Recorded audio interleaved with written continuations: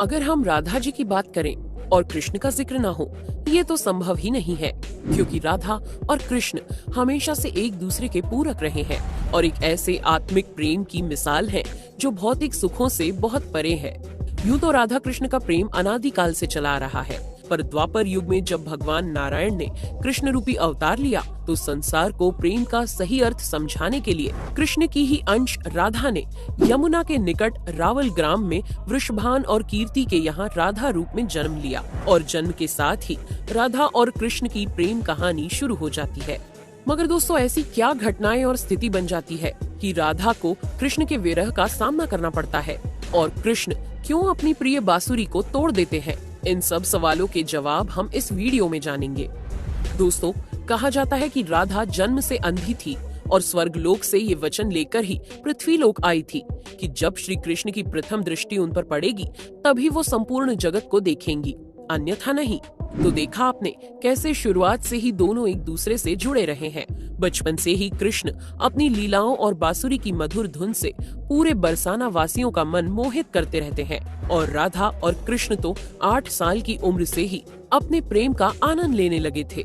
श्री कृष्ण को अपने जीवन में राधा और बांसुरी दो ही सबसे प्रिय थे, जो आपस में एक दूसरे से गहराई से जुड़े थे। जब भी श्री कृष्ण बांसुरी बजाते, राधा उनके पास दौड़ी चली आती और घंटों बांसुरी की धुन में मग्न रहती, जो उनके प्रेम को और बढ़ाता गया। वो यमुना नदी के तट पर बैठकर घंटों समय व्यतीत करते थे, पर उनका ये सुखद समय कुछ ही वर्षों का था, क्योंकि जैसे कृष्ण के मामा कंस को उनके वृंदावन में होने का पता चला, उसने तुरंत ही कृष्ण को मथुरा में युद्ध का निमंत्रण दे दिया, जिसके लिए कृष्ण को अपनी यशोदा माँ और पूरे गांव के साथ राधा को भी छोड़कर जाना था। कृष्ण और राधा दोनों को पहले से पता था कि कृष्ण अब वृंदावन वापस कभी नहीं आ पाएंगे और बहुत समय तक एक दूसरे से मिल भी नहीं पाएंगे। तो इसलिए मथुरा जाने से पहले राधा ने कृष्ण से 2 वचन लिए। पहला वचन था कि राधा के हृदय में हमेशा केवल कान्हा का वास रहेगा और दूसरे वचन के अनुसार मृत्यु से पहले उन्हें कान्हा के दर्शन होंगे। परंतु इन वचनों को देने के बाद श्री कृष्ण को पता था कि राधा उनके विरह में बहुत विलाप करेंगी, तो राधा हमेशा खुश रहे। इसके लिए श्री कृष्ण ने भी राधा से वचन लिया कि राधा को कृष्ण की याद में अब एक भी अश्रु नहीं बहाना होगा। ये वचन लेने के बाद श्री कृष्ण मथुरा की ओर बढ़ जाते हैं और राधा वृंदावन में ही रह जाती है, जिसके बाद से राधा का वर्णन बहुत कम ही मिलता है। इसके बाद कृष्ण ने मथुरा जाकर कंस का वध किया और अपने माता पिता देवकी वासुदेव को मुक्त कराया और फिर उन्होंने मथुरा से आगे बढ़कर प्रजा की रक्षा के लिए द्वारका नगरी की स्थापना की, जिसके बाद से उन्हें द्वारकाधीश कहा गया। कृष्ण द्वारका में रुक्मिणी और सत्यभामा से भी विवाह करते हैं। साथ ही इनके अलावा भी कृष्ण की 16,108 रानियां थी, जिनमें से रुक्मिणी कृष्ण की सबसे प्रिय पत्नी थी। उन्होंने केवल कृष्ण की छवि को देखकर ही उन्हें अपने मन में बसा लिया था और कृष्ण से विवाह के लिए वो अपने भाई रुक्मी के विरुद्ध भी चली गई थी। प्रेम पत्र के माध्यम से कृष्ण को बुलाकर और कृष्ण के साथ भाग गई थी। फिर उन्होंने कृष्ण के साथ द्वारका नगरी में सुखपूर्वक अपना जीवन व्यतीत किया और कृष्ण भी अपने दैवीय कार्यों में लीन हो गए। दोस्तों, आजकल तो हम भौतिक विवाह को ही सच्चे प्रेम का माध्यम मानते हैं, पर राधा और कृष्ण तो एक ऐसी मिसाल है जिन्होंने तो कभी विवाह ही नहीं किया, केवल अपने मन और हृदय से एक दूसरे को प्रेम किया और उसी सच्चे प्रेम से एक दूसरे से हमेशा बंधे रहे।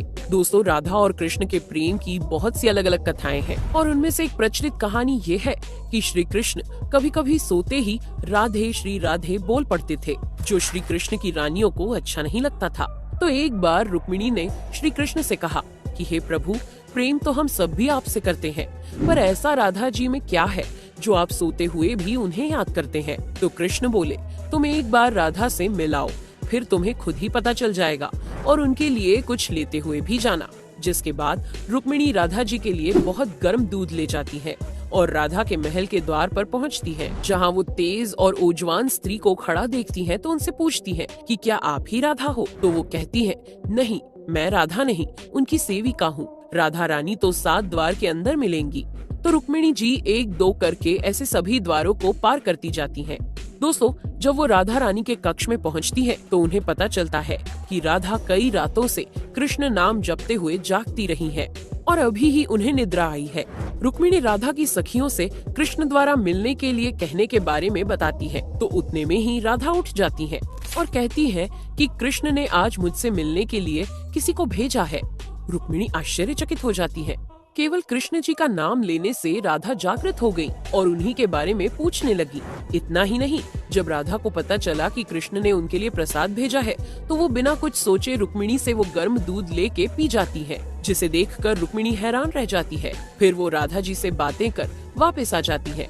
ये सब हो जाने के बाद जब रात्रि के समय रुक्मिणी श्री कृष्ण के पैर दबाती है तो देखती है कि उनके पैरों में छाले पड़े हुए हैं, जिसे देखकर वो हैरान रह जाती है और पूछती है कि प्रभु, आप कहाँ पैदल गए थे जो आपके पैरों में छाले पड़ गए? तो श्री कृष्ण बोले, आपने गलती से राधा जी को गर्म दूध पिलाया था जो राधा एक ही बार में पी गई थी, जिससे उनके हृदय में छाले पड़ गए हैं और उनके हृदय में हमेशा मेरे चरण कमल विराजमान रहते हैं, जिससे मेरे पैरों में भी छाले पड़ गए। तब फिर रुक्मिणी को राधा और कृष्ण के प्रेम की पराकाष्ठा का पता चलता है कि प्रेम शरीर से नहीं आत्मा से होता है, जो हमेशा राधा के हृदय में कृष्ण के चरण कमल के रूप में विराजमान रहता है।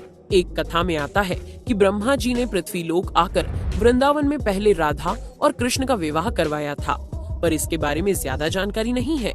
राधा भी वृंदावन में कृष्ण की भक्ति के साथ अपना जीवन व्यतीत करने लगती है और कहा जाता है कि यादव पुत्र अभिमन्यु या आयन से उनका विवाह भी हो जाता है। पर अभिमन्यु को महर्षि दधीचि का श्राप था कि अगर वो राधा को छुएगा तो भस्म हो जाएगा। इस प्रकार राधा विवाह के पश्चात भी कृष्ण के प्रेम से स्वतंत्रता पूर्वक जुड़ी रहती है।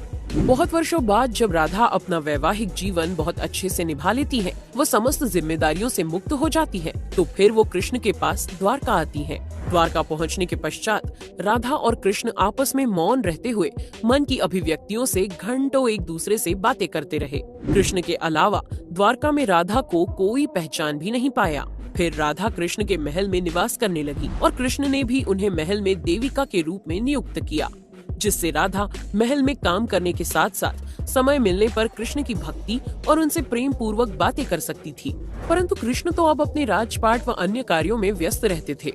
दूसरी ओर राधा अपने पुराने कृष्ण को ही याद करती थी, तो कृष्ण का पुराने दिनों जैसा साथ ना पाकर राधा का मन और अधिक व्याकुल रहने लगा और उन्हें डर सताने लगा कि कृष्ण की जो मनोहर छवि उनके हृदय में है वो कहीं धूमिल ना हो जाए। इसी डर से राधा ने चुपचाप तरीके से राजभवन और द्वारका नगरी भी छोड़ दी।